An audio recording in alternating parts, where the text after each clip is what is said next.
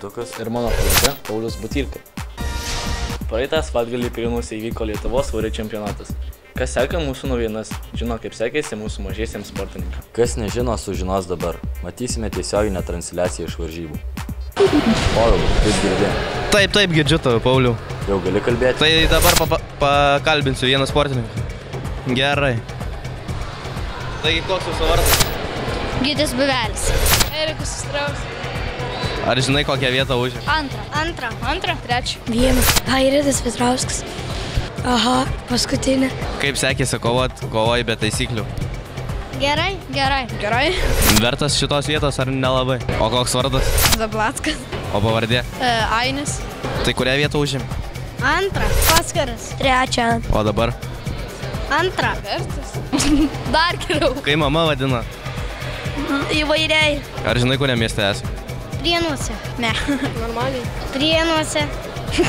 Klausai. Ką žinau? Pavyzdžiui, Vardu? perduosi kam nors linkėjimų? Taip.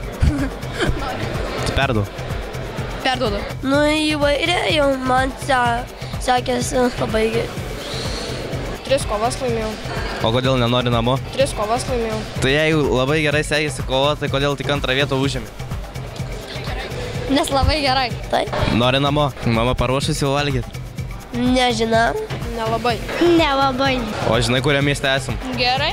Gal? Gal nori perduoti kam nors linkėjimų? Gyčiai Bubeliui. Ainius Zablackui. Kuriam mieste esam? Marijampolei. Pirštis.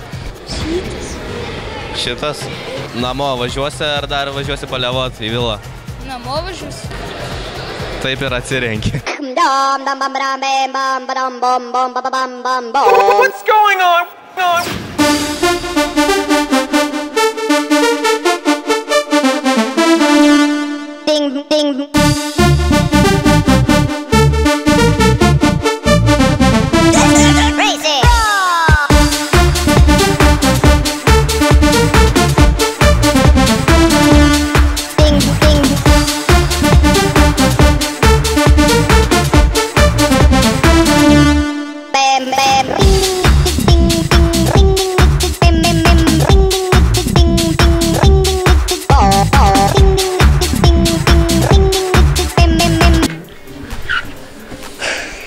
Sekanti mūsų laida gegužės 26 dieną. Kurioje matysite, kaip sekėsi ruoštis varžyboms vyresniems kovotojams.